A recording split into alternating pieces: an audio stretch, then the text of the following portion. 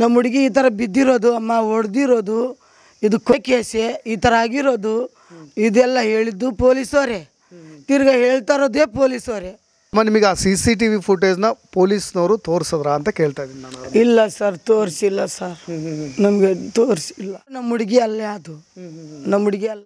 ಸ್ನೇಹಿತರೆ ನಮಸ್ಕಾರ, ನಾನು ನಿಮ್ಮ ರಾಕೇಶ್ ಶಾರುಂಡಿ. ಬಿಡದಿಯ ಇದೇ ಭದ್ರಾಪುರ ಗ್ರಾಮದ ಹಕ್ಕಿಪಿಕ್ಕಿ ಕಾಲೋನಿಯ ಅಲೆಮಾರಿ ಹಕ್ಕಿಪಿಕ್ಕಿ ಜನಾಂಗದ ಕುಟುಂಬದಲ್ಲಿ ನಡೆದಂಥ ಒಂದು ಘಟನೆ.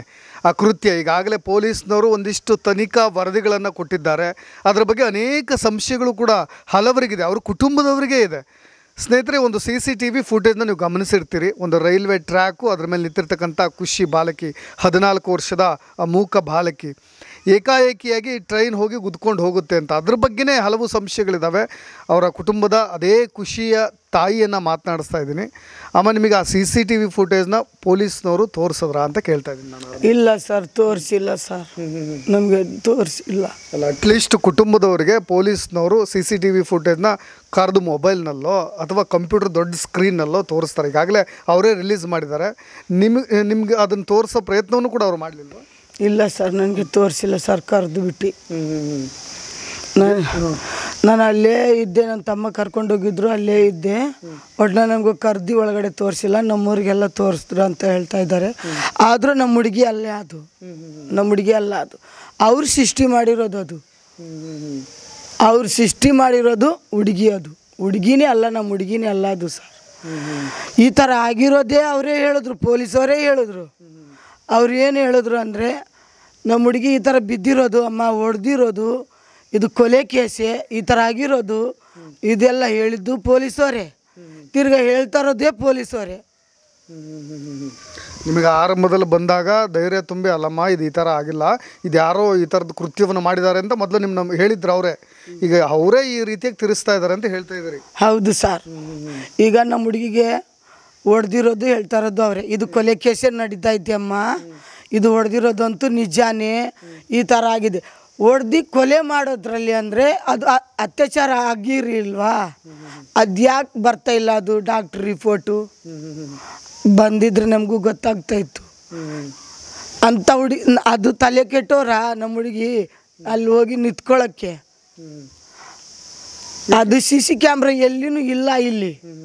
ಅವ್ರವ್ರ ಮನೆಗೆ ಯೂಸ್ ಮಾಡ್ಕೊಂಡಿರೋದು, ಅವ್ರವ್ರ ಮನೆಗೆ ತಿರ್ಸ್ಕೊಂಡಿರೋದು. ಅದು ಮನೆಯದು ಮೇಲ್ಗಡೆಯಿಂದ ತೋರಿಸ್ತೈತೆ, ಮನೆ ತೋರಿಸ್ತೈತೆ. ಅದು ನಮ್ಮ ಹುಡುಗಿ ಹೋಗೋದು ಅಂತೆ, ಅದು ಒಂಥರ ಭೂತ ಓಡ್ಕೊಂಡು ಹೋಗೋದು ನೋಡು, ಆ ಥರ ಕಾಣಿಸ್ತೈತೆ. ಮನಸ್ಸಿಗೆ ತಡೋಕ್ಕಾಗ್ತಾ ಇಲ್ಲ ನನಗೆ. ಎಷ್ಟೋ ಪ್ರಯತ್ನ ಹಾಕಿದ್ರೂ ಮನಸ್ಸು ಗಟ್ಟಿ ಆಗ್ತಾ ಇಲ್ಲ ನನಗೆ. ಅದು ನಮ್ಮ ಹುಡುಗಿ ಅಲ್ವೇ ಅಲ್ಲ. ನೀವೆಲ್ಲಿ ನೋಡಿದ್ರಿ ಆ CCTV ವಿಡಿಯೋನ? ಎಲ್ಲಿ ನೋಡಿದ್ರಿ ನೀವು? ಅದೇ ನನ್ನ ತಮ್ಮನ ಮೊಬೈಲಲ್ಲಿ ನಾನು ನೋಡಿದ್ದೀನಿ. ನನ್ನ ಮೊಬೈಲಲ್ಲಿ ಪೊಲೀಸ್ ಸ್ಟೇಷನ್ ಹತ್ರನೇ ಐತೆ. ಇವತ್ತು ಹೋಯ್ತಾ ಇದ್ದೀನಿ ನನ್ನ ಮೊಬೈಲ್ ತಗೊಳಕ್ಕೇನೆ. ಏನು ಅಬ್ಸರ್ವ್ ಮಾಡಿದ್ರಮ್ಮ ಆ ವಿಡಿಯೋದಲ್ಲಿ ನೀವು ನೋಡ್ತಾ ಇರೋ ಹಾಗೆ? ಒಂದು ಟ್ರೈನ್ ಹೊಡೆದಿದ್ರೆ ಸರ್, ಟ್ರೈನ್ ಅವಳು ಮಧ್ಯದಲ್ಲಿ ಅವ್ನು ಬಂದು ನಿಂತ್ಕೊಂಡಿದ್ರು ಅಂತ ಹೇಳ್ತಾ ಇದ್ದಾರೆ.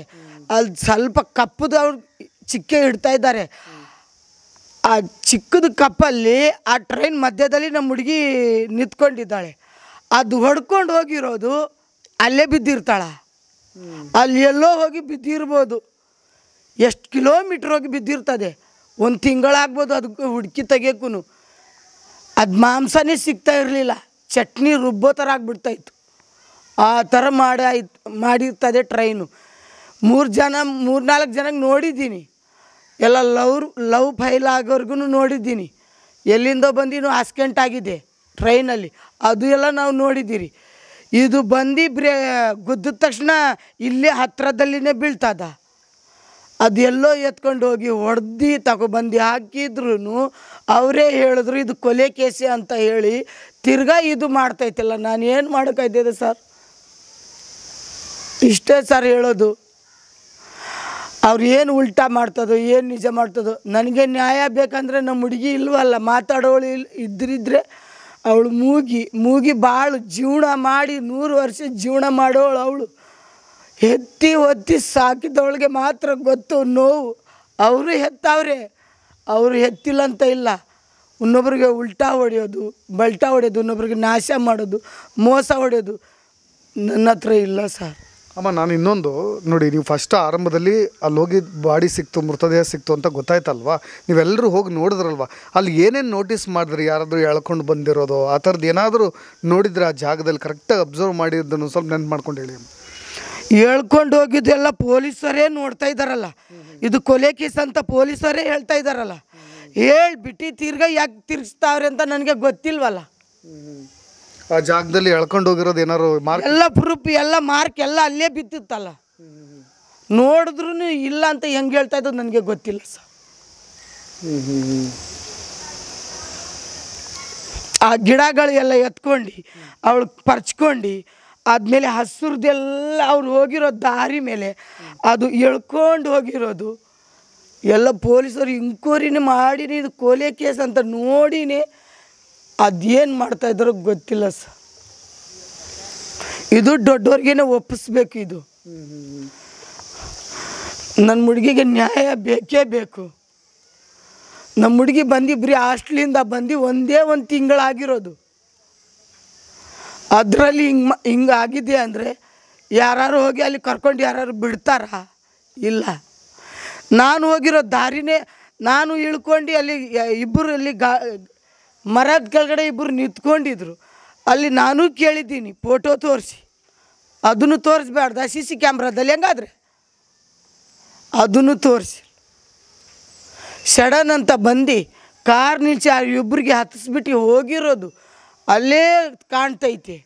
ಆ ವೈಟ್ ಕಾರು ಅವರು ಅದನ್ನು ಗಮನ ಮಾಡಿಲ್ಲ.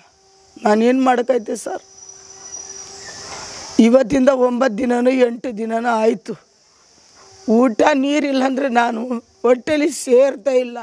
5 ಸೆಕೆಂಡ್ ನನಗೆ ಬಿಟ್ಟು ಇರ್ತಾ ಇರಲಿಲ್ಲ. ಅವಳು ಆಟ ಆಡೋಕೆ ಹೋಗೋವಳು, ಕುಣಿಯೋಕೆ ಹೋಗೋಳು, ಊರು ತುಂಬ ಆಟ ಆಡ್ತಾಳೆ ಅಂತ ನನಗೆ ಗೊತ್ತಿದ್ರು ಆವತ್ತು ದಿನ ಬಾಣಂತಿ ಹುಡುಗಿಗೋಸ್ಕರ ನನ್ನ ಮನೆಗೆ ಎದ್ಬಿಟ್ಟೆ. ಇದಕ್ಕಿಂತ ಮುಂಚೆ ಅವಳಿಗೆ ಈ ಟ್ರ್ಯಾಕು ಟ್ರೈನ್ಗಳ ಹತ್ರ ಹೋಗೋದು ಆ ಥರದ್ದು ಏನಾರು ಅಭ್ಯಾಸ ಐತೆ? ಇದಕ್ಕಿಂತ ಮುಂಚೆ ಸುಮ್ಮನೆ ಆ ರೈಲ್ವೆ ಟ್ರ್ಯಾಕ್ ಹತ್ರ ಹೋಗಿ ಆಟ ಆಡೋದು ಅದೆಲ್ಲ ಏನೋ ಗಮನಿಸಿದ್ರೆ ನೀವು ಅಂತ? ಇಲ್ಲ ಸರ್, ಇಲ್ಲ ಸರ್. ಅವಳಿಗೆ ತುಂಬ ಹೆದರಿಕೆ. ಟ್ರೈನ್ ಅಂದ್ರೇ ಅದು ಕಲ್ಲುಗಳೆಲ್ಲ ಅಲ್ಲಾಡ್ತಾ ಇರ್ತದೆ. ಅದು ಸೌಂಡ್ ಆದ್ರೇ ಅವಳಿಗೆ ಕಿವಿ ಕೇಳೋಲ್ಲ, ಮಾತು ಬರೋಲ್ಲ, ನಾವು ಕೂಗಿದ್ರು ಕೇಳೋಲ್ಲ. ಅಲ್ಲಿ ಟ್ರೈನ್ ನಮ್ಮ ಮನೆ ಮುಂದೆ ಆ ಟ್ರೈನ್ ಹೋಗೋದನ್ನು ಕೇಳಿಸ್ತಾಳೆ ಅವಳು. ಜಿಗ್ ಜಿಗ್ ಜಿಗ್ ಜಿಗ್ ಜಿಗ್ ಜಿಗ್ ಜಿಗ್ ಜಿಗ್ ಜಿಗ್ ಜಿಗ್ ಜಿಗ್ ಜಿಗ್ ಹೋಗ್ತಾ ಇದ್ದೆ ಅಂತ ಹೇಳ್ತಾಳೆ ಅವಳು. ಅಂತರದಲ್ಲಿ ಅವಳು ಹೊಂಟೋಯ್ತದೆ ಸರ್. ಅವಳು ಭಯ ಮಾಡೋವಳು. ತಂದು ಹಾಕಿರೋರೇ ಬೇರೆ, ನೀವು ಹೇಳ್ತಾ ಇರೋದೇ ಬೇರೆ. ಹುಡುಕಿ ಸಾರ್, ನೀವು ಹುಡುಕಿ ಸಾರ್. ಹುಡುಕಿ ಪ್ರಯತ್ನ ಪಟ್ಟಿದ್ರೆ ತಾನೇ ಫಲ ಬರೋದು. ಕಷ್ಟ ಬಿದ್ರೇ ತಾನೇ ಊಟ ಸಿಕ್ಕೋದು ಹೊಟ್ಟೆಗೆ. ಅದು ಯಾರು ಏನು ಮಾಡಾಯ್ತು ಅಂತಲೂ ಗೊತ್ತಿಲ್ಲ. ನಮ್ಮ ಹುಡುಗಿಗೆ ನ್ಯಾಯವಂತೆ ಕೊಡಿಸಿ ಸರ್ ನೀವು. ಅಮ್ಮ, ಯಾರಾದರೂ ನಿಮಗೆ ಈ ಕೇಸ್ನ ಮುಚ್ಚಾಕ್ಲಿಕ್ಕೆ ಯಾರಾದರೂ ಹಣದ ಏನಾರು ಆಮಿಷ ಉಡ್ಡೋಕ್ಕೆ ಏನಾರು ಬಂದ್ರೆ ಪೊಲೀಸ್ನವ್ರ ಕಡೆಯಿಂದನೋ ಅಥವಾ ಬೇರೆಯವ್ರ ಕಡೆಯಿಂದನೋ, ಅಮ್ಮ ಒಂದಿಷ್ಟು ಅಮೌಂಟ್ ಕೊಡ್ತೀವಿ ಓಕೆ ಅಂತ ಈ ಥರದ್ದು ಏನೋ ಪ್ರಯತ್ನಗಳು ನಡೀತಾ ಇದೆಯಾ ನಿಮಗೆ ಗೊತ್ತಿರೋ ಹಾಗೆ? ಇಲ್ಲ ಸರ್, ನನಗೆ ಗೊತ್ತಿಲ್ಲ. ಇಲ್ಲ ಸರ್, ಇಲ್ಲ ಸರ್, ಇಲ್ಲ ಸರ್. ಯಾರು ಹಣ ಕೊಡೋ ಥರ ಆ ಥರದ್ದೇನು ಇಲ್ಲ ಸರ್, ಬಂದಿಲ್ಲ. ಆ ಥರ ಬಂದರೆ ನಾನು ಬಿಡೋದಿಲ್ಲ ಸರ್. ನನಗೆ ದುಡ್ಡಿನಂತ ಅಲ್ಲ, ನನಗೆ ನನ್ನ ಮಗು ಮುಖ್ಯ. ರೆಪ್ಪೆ ಥರ 5 ಮಕ್ಕಳಿಗೆ ಸಾಕೊಂಡಿದ್ದೀನಿ. ಹಾಸ್ಟ್ಲಲ್ಲಿ ಸೇಫ್ಟಿಯಾಗಿ ಇಟ್ಟು ಮಕ್ಕಳಿಗೆ ವಿದ್ಯಾಭ್ಯಾಸ ಓದಿಸ್ಬೇಕಂತ ತುಂಬ ಆಸೆ ಪಟ್ಟಿರೋಳು ನಾನು. ಆ ಥರ ಆಸೆ ಪಟ್ಟಿದ್ದೀನಿ. ನಾನು ಏನು ಹೇಳಿ ಸರ್? ನಮಗೇನು ಈಗ ಪೊಲೀಸ್ನವರು ಒಂದು ಪ್ರೆಸ್ ಮೀಟ್ ಮಾಡಿ ಹೇಳಿಬಿಟ್ರು, FSL ರಿಪೋರ್ಟ್ ಬಂದಿದೆ, ಇದನ್ನು ತಿರ್ಚೋ ಕೆಲಸ ಮಾಡಿಬಿಡಿ ಅಂತ. ನಾವು ಪೋಷಕರದ್ದು ಏನು ಅನುಮಾನ ಇದೆ ಅದನ್ನು ನಾನು ಹೇಳಲಿಕ್ಕೆ ಪ್ರಯತ್ನ ಪಡ್ತಾಯಿದ್ದೀನಿ. ಮುಂದೆ ಏನು ಮಾಡಬೇಕು ಅಂತ ಅಂದ್ಕೊಂಡಿದ್ದೀರಮ್ಮ? ಇದು ಒಂಥರ ಮೂಕ ರೋದನೆ ಅಂತಾರಲ್ಲ, ನೀವು ಎಷ್ಟು ಕಿರ್ಚಾಡಿದ್ರು ಅದು ಅರಣ್ಯ ರೋದನೆ ಆಗಿಬಿಡುತ್ತೆ. ನೋಡಿ, ನೀವು ಇಷ್ಟೆಲ್ಲ ಅನುಮಾನಗಳನ್ನ ವ್ಯಕ್ತಪಡಿಸ್ತಾ ಇದ್ರಿ, ಇಷ್ಟೆಲ್ಲ ಇದೆ, ಆದರೆ ಅಲ್ಲಿ ರಿಪೋರ್ಟ್ಸ್ಗಳು ಆ ಥರ ಬಂದಿದೆ. ಮುಂದೆ ಏನು ಅಟ್ಲೀಸ್ಟ್ ಏನು ಪ್ರಯತ್ನ ಪಡಬೇಕು ಅಂತ ಕನಿಷ್ಠ ಪಕ್ಷ ಏನಾದರೂ ಮಾಧ್ಯಮಗಳಿಗೋ ಅಥವಾ ಏನೋ ರಿಕ್ವೆಸ್ಟ್ ಮಾಡ್ಕೋಬೇಕು ಅಂದ್ಕೊಂಡಿದ್ದೀರಾ ಅಥವಾ ಬೇರೆ ಆ್ಯಂಗಲಲ್ಲಿ ತನಿಖೆ ಮಾಡಿ ಅಂತ ಹೇಳ್ತೀರಾ? ಏನು ಹೇಳ್ತೀರಿ? ತನಿಖೆ ಮಾಡಲೇಬೇಕು ಸರ್. ತನಿಖೆ ದೊಡ್ಡದನ್ನೇ ಮಾಡಬೇಕು. ಅಂದರೆ ನಮ್ಮ ಹುಡುಗಿಗೆ ನ್ಯಾಯ ಸಿಗಬೇಕು. ಇದು ಟ್ರೈನ್ ಹೊಡೆದಿರೋದಲ್ಲ ಸರ್, ಇದು ಟ್ರೈನ್ ಗುದ್ದಿದ್ದೂ ಅಲ್ಲ, ಇದು ಕೊಲೆ ಕೇಸೇ ಆಗಿರೋದು. ಇದು ಕೊಲೆ ಕೇಸೇ ಆಗಿರೋದು. ಅದೇನು ಮಾಡೈತೆ ನನಗೂ ಹೇಳ್ತಾರಕ್ಕೆ ಆಗ್ತಾಯಿಲ್ಲ. ಹೇಳಿ ಹೇಳಿ ಒಂಥರ ಮನಸ್ಸಿಗೆ ನೋವು ಜಾಸ್ತಿ ಆಗಿ ನಿದ್ದೆ ಇಲ್ಲ, ಊಟ ಇಲ್ಲ, ಹಂಗೆ ನರಳ್ತಾ ಇದ್ದೀನಿ. 5 ಜನದಲ್ಲಿ ಒಂದು ಹೋದರೆ ನನ್ನ ಜೀವನೇ ಅರ್ಧ ಹೋಯ್ತು. ಆ ಥರ ನರಳ್ತಾ ಇದ್ದೀನಿ ಮನೆಯಲ್ಲಿ. ಸ್ನೇಹಿತರೆ ನೋಡಿ, ಪೊಲೀಸ್ನವರ ತನಿಖೆ ಅದು ಯಾವ ರೀತಿ ಆಗಾರೋ ಬರಲಿ, ಆದರೆ ಆ ತನಿಖಾ ವರದಿಗಳನ್ನು ಸರಿಯಾಗಿಲ್ಲದೆ ಇದ್ದರೆ ಅದನ್ನು ವಿರೋಧಿಸುವ ಹಕ್ಕು ಕನಿಷ್ಠ ಪಕ್ಷ ಅವ್ರ ಮನೆಯವರಿಗಿದೆ. ಆ ಕಾನೂನು ಹಂತದಲ್ಲಿ ಬೇರೆ ಹಂತಕ್ಕೂ ಹೋಗಿ ಅದನ್ನು ಅವರು ಹೋರಾಟ ಮಾಡಿ ಅದನ್ನು ನ್ಯಾಯವನ್ನು ಗಿಟ್ಟಿಸ್ಕೊಳ್ಬೋದು. ಅದೇನೇ ಇರಲಿ ನೋಡಿ, ಅವ್ರು ಹೇಳ್ತಾ ಇರೋದು ಒಂದು ನೀವು ಅಬ್ಸರ್ವ್ ಮಾಡಬೇಕು, ಕನಿಷ್ಠ ಪಕ್ಷ ಪೊಲೀಸ್ನವರು ಸೌಜನ್ಯಕ್ಕಾದರೂ ಅವ್ರಿಗಿರೋ ಕನ್ಸನ್ನಿಗೆ ಅವ್ರಿಗೆ ಫೂಟೇಜ್ನ ತೋರಿಸೋ ಪ್ರಯತ್ನವನ್ನು ಮಾಡ್ಬೋದು. ಅದು ಯಾವ ಪ್ರಯತ್ನವನ್ನು ಮಾಡಿಲ್ಲ. ಇವ್ರಿಗೆ ಇನ್ಯಾರೋ ಮೊಬೈಲಿಗೆ ಬಂದ ಮೇಲೆ ಇವರು ನೋಡಿರೋದು, ಅದನ್ನು ದೊಡ್ಡ ಸ್ಕ್ರೀನಲ್ಲಿ ನೋಡಿಲ್ಲ. ಅದ್ರ ಜೊತೆಗೆ ಅಲ್ಲಿ ಮಾರ್ಕಲ್ಲಿ ಹೋಗ್ತಾ ಇರೋದು ಕ್ರಿಯೇಟ್ ಥರ ಇದೆ. ಈಗೆಲ್ಲ ಏನೆಲ್ಲ ಟೆಕ್ನಾಲಜಿಗಳಿದೆ, ಏನು ಬೇಕಾದ್ರೂ ತಿರ್ಚ್ಬೋದು. ಬಟ್ ಆದರೆ ಅದು ಯಾವುದೋ ಒಂಥರ ಈ ದೆವ್ವ ಭೂತಗಳು ಗೊಂಬೆ ಹೋಗುತ್ತಲ್ಲ ಆ ಥರ ಪಾಸ್ ಆದಂಗಿದೆ, ಒಂದು ಬ್ಲ್ಯಾಕ್ ಮಾರ್ಕ್ ಪಾಸ್ ಆದಂಗಿದೆ ಅಂತ. ಜೊತೆಗೆ ಸೆಕೆಂಡ್ಸ್ಗಳ ವೇರಿ ಇದೆ. ನಾನು ಅದನ್ನು ರೈಲ್ವೆ ಟ್ರ್ಯಾಕ್ ಹತ್ರನೇ ಹೋಗಿ ಆ CCTV ಫುಟೇಜ್ನ ಎಲ್ಲಿಂದ ಎತ್ತಿದ್ದಾರೆ ಅದನ್ನು ಅನಲೈಸ್ ಮಾಡಿ ಹೇಳ್ತೀನಿ ನಿಮಗೆ ಏನಾಗಿರ್ಬೋದು ಅಥವಾ ಇದೇ ನಿಜಾನ ಅನ್ನೋದ್ರ ಕುರಿತಾಗಿಯೂ. ಜೊತೆಗೆ ಆ ಫೋಟೋವನ್ನು ನೋಡಿದ್ರೆ ಅದು ಬಾಲಕಿ ಅಲ್ಲವೇ ಅಲ್ಲ, ನನ್ನ ಮಗಳು ಅಲ್ಲೇ ಅಲ್ಲ. ಇನ್ನೊಂದು ಇಂಪಾರ್ಟೆಂಟ್ ಇದನ್ನು ನೀವು ನೋಟ್ ಮಾಡಲೇಬೇಕು. ಅವಳಿಗೆ ಮನೇಲಿದ್ದರೂ ಕೂಡ ಈ ಭೂಮಿಯ ಕಂಪನ ಆಗಿರ್ಬೋದು, ಟ್ರೈನ್ ಹೋಗಿರ್ಬೋದಾಗಿದ್ರು ಅವಳು ಇಲ್ಲೇ ಸನ್ನೆ ಮಾಡಿ ಹೇಳ್ತಾಳಂತೆ. ಇನ್ನು ಕಿವಿ ಕೇಳಿಸಲ್ಲ, ಮಾತು ಬರೋದಿಲ್ಲ ಅಂದರೆ ನೀವು ಅಬ್ಸರ್ವ್ ಮಾಡಿ ಅವರಿಗೆ ಎಷ್ಟು ಇನ್ನೊಂದು ರೀತಿಯಾದಂಥ ಒಂದು ಹೊಸ ತೇಜಸ್ಸನ್ನು ಅಥವಾ ಒಂದು ಶಕ್ತಿಯನ್ನು ಮಕ್ಕಳಿಗೆ ಕೊಟ್ಟಿರ್ತಾನೆ ಭಗವಂತ. ಅವಳು ಇಲ್ಲೇ ಚುಕ್ಕು ಬುಕ್ಕು ಅಂತ ಹೇಳಿ ಅದನ್ನು ಸನ್ನೆ ಮಾಡಿ ಅಮ್ಮನಿಗೆ ತೋರಿಸ್ತಾ ಇದ್ಲಂತ. ಇನ್ನು ಅದ್ರ ಹತ್ರ ಹೋಗ್ಲಿಕ್ಕಂತೂ ಅವಳು ಭಾಳಷ್ಟು ಭಯನೂ ಪಡ್ತಾ ಇದ್ಲಂತ. ಯಾಕೆ ಸುಮ್ಮನೆ ಏಕಾಏಕಿಗೆ ಒಬ್ಬಳೇ ಹೋಗಿರೋದು ಅಂತ. ಆಮೇಲೆ CCTV ಫುಟೇಜ್ ತೋರಿಸಿದಾರಲ್ವ, ಅದ್ರ ಕಂಟಿನ್ಯೂ ವೀಡಿಯೋನೂ ತೋರಿಸ್ಬೋದಿತ್ತು ಪೊಲೀಸ್ನವರು ಅನ್ನೋದು ಒಂದು ಕಡೆ ವಾದ. ನೋಡಿ, ಇವೆಲ್ಲವನ್ನು ನೋಡಿದಾಗ ಎಲ್ಲೋ ಒಂದು ಕಡೆ ತನಿಖಾ ಹಾದಿಯ ಲೋಪವಿದೆಯಾ ಅಥವಾ ಇದನ್ನು ನಾವು ನಂಬಲೇಬೇಕಾ, ಒಪ್ಕೊಳ್ಬೇಕಾ ಅನ್ನೋ ಅನೇಕ ಅನುಮಾನಗಳು ದಟ್ಟವಾಗಿ ಕಾಡುತ್ತೆ. ಕೊನೆಯದಾಗಿ ಆ ಮೂಕ ಬಾಲಕಿಯ ಮೂಕ ವೇದನೆ ಹಾಗೆ ಉಳಿದು ಬಿಡುತ್ತಾ, ಅವಳಿಗೆ ನ್ಯಾಯ ಸಿಗೋದೇ ಇಲ್ವಾ. ಇದನ್ನೇ ಹೌದು, ಇದು ಖಂಡಿತ ಇದು ಆ ಥರದ ಕೃತ್ಯ ನಡೆದಿಲ್ಲ ಅಂತೇಳಿ ನಾವು ಕೂಡ ಸುಮ್ಮನೆ ಒಪ್ಕೊಳ್ಬೇಕಾ ಪ್ರಶ್ನೆ ಮಾಡ್ದೇನೆ ಅಂತ ಅನಿಸ್ಬಿಡುತ್ತೆ. ಸದ್ಯದ ಪರಿಸ್ಥಿತಿಯಲ್ಲಿ ನಮ್ಮ ಕಾನೂನುಗಳು ಜೊತೆಗೆ ನಮ್ಮ ಸಮಾಜ ಜೊತೆಗೆ ಈ ಒಂದು ವ್ಯವಸ್ಥೆ ಎಲ್ಲವೂ ಕೂಡ ಹಾಗೆ ಹೋಗ್ಬಿಟ್ಟಿದೆ. ಅದನ್ನು ಪ್ರಶ್ನೆ ಮಾಡೋರ ಧ್ವನಿಯೂ ಕೂಡ ಭಾಳ ಚಿಕ್ಕದು. ಅವ್ರ ಕುಟುಂಬ, ಅವ್ರ ಬ್ಯಾಕ್ಗ್ರೌಂಡು ಅದೆಲ್ಲವೂ ಕೂಡ ತುಂಬ ಸಣ್ಣದು. ಅವ್ರ ಗಟ್ಟಿ ದನಿಯಲ್ಲಿ ಗರ್ಜಿಸೋ ಹಾಗಿಲ್ಲ. ಬಡವನ ಸಿಟ್ಟು ದವಡೆಗೆ ಮೂಲ ಅನ್ನೋ ರೀತಿಯಾಗಿ ಇವೆಲ್ಲವನ್ನು ಕೂಡ ಅವರು ಒಪ್ಕೊಂಡು ಹೀಗೆ ತಳ್ಳಿಬಿಡ್ಬೇಕಾ. ಅದೇನೇ ಇರಲಿ, ಕೊನೆಯದಾಗಿ ಅವ್ರ ಮಗಳಂತರೂ ಬರೋದಿಲ್ಲ. ಅಷ್ಟಂತರೂ ನಾವು ಸತ್ಯ ಪಾಪಿಗಳು ಆ ನೀಚರು ಎಲ್ಲಿದ್ದಾರೋ ಏನೋ ಗೊತ್ತಿಲ್ಲ ಮಾಡಿದರೆ ಖಂಡಿತವಾಗಿಯೂ ಭಗವಂತ ಅನ್ನೋನಿದ್ದರೆ ಖಂಡಿತವಾಗಿಯೂ ಅವರಿಗೆ ಶಿಕ್ಷೆ ಕಟ್ಟಿಟ್ಟ ಬುತ್ತಿ, ಪಾಪ ಪುಣ್ಯ ಎಲ್ಲ ಫಲಾಫಲಗಳು ಈ ಒಂದು ಜನ್ಮದಲ್ಲಿ ಆಗಬಿಡಲಿ. ಖಂಡಿತವಾಗಿ ಆ ಥರದ ಕೃತ್ಯವನ್ನು ಅವ್ರು ನಡೆಸಿದರೆ ಅದಕ್ಕೆ ತಕ್ಕ ಶಾಸ್ತ್ರಿ ಅವ್ರಿಗೆ ಆಗಲಿ. ಬೇರೆಯವರೆಲ್ಲರೂ ಕೂಡ ಅದನ್ನು ಏನೇ ರೀತಿಯಾಗಿ ಮುಚ್ಚೋ ಪ್ರಯತ್ನ ಮಾಡಿದ್ರೆ ಮೇಲೊಬ್ಬ ಭಗವಂತ ಇದ್ದಾನಲ್ವ, ಅವನು ಖಂಡಿತ ನೋಡ್ತಾ ಇರ್ತಾನೆ. ಅದಕ್ಕೆ ಶಿಕ್ಷೆ ಖಂಡಿತವಾಗಿಯೂ ಆಗುತ್ತೆ. ಸ್ನೇಹಿತರೆ, ಇನ್ನಷ್ಟು ಅಪ್ಡೇಟ್ಸ್ಗಳೊಂದಿಗೆ ಮತ್ತೆ ಬರ್ತೀನಿ. ನಾನು ರಾಕೇಶ್ ಆರುಂಡಿ. ಧನ್ಯವಾದ.